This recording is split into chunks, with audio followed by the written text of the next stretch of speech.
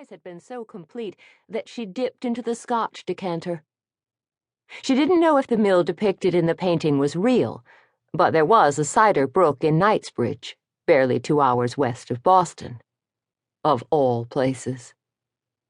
A quick internet search had produced a year-old notice that the town of Knightsbridge was selling an old cider mill in its possession. Had someone bought it? Was it still for sale?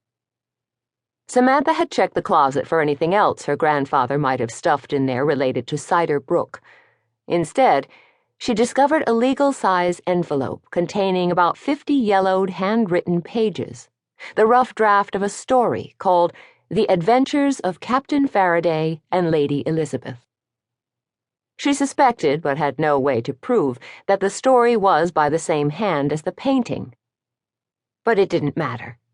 It had sealed the deal, and now she had Harry Bennett's antique silver flask tucked in her jacket and her plans made for her return to Knightsbridge, a town she had expected and hoped she would never have to visit again.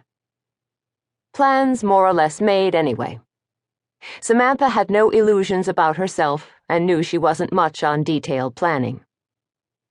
Her first visit to the little town had been 2.5 years ago, on a snowy March day a few months after her grandfather's death. She had expected to slip in and out of town without anyone's knowledge, but it hadn't worked out that way. A carpenter told me he saw a woman out here. You, Samantha? Yes, her. The carpenter had been her undoing.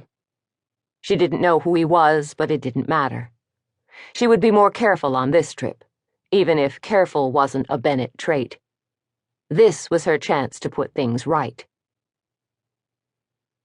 Samantha returned the painting to the closet, pulled the drapes, locked the doors, and met her uncle and cousin out front. They had collected her grandfather's 40-year-old Mercedes from its parking space behind the house. It was a staid gray and had Massachusetts plates, but it was destined to stand out in Knightsbridge.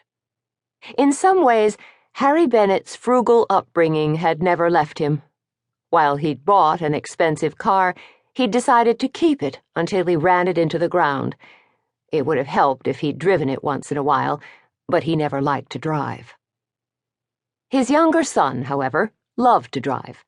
Caleb Bennett was a rakishly handsome maritime historian in his early 50s. He and his wife, a rare book specialist, lived outside London and were the parents of 4, the eldest of whom, Isaac, a high school senior, was strapped into the seat behind Samantha. Isaac and his father were heading to Amherst, the first stop on a tour of New England colleges. Samantha, who didn't own a car, was hitching a ride with them. "This will be great," Caleb said as she got in next to him. "I can't remember the last time I drove into the New England countryside." "Are you sure you don't want me to drive?" "Nah. Sit back and enjoy yourself." The 3 youngest Bennetts would be arriving in Boston with their mother that evening for a week-long visit. At some point, Samantha's parents were due to arrive from the Scottish coast for an even shorter visit, a sort of family reunion. Her uncle and Isaac would pick her up in Knightsbridge on their way back to Boston. Caleb pulled out onto busy Beacon Street. It was late September, a great time to be in Boston, or anywhere in New England. He glanced at Samantha. "You look as if you're about to walk the plank." "Do I? I don't feel that way. I'm excited."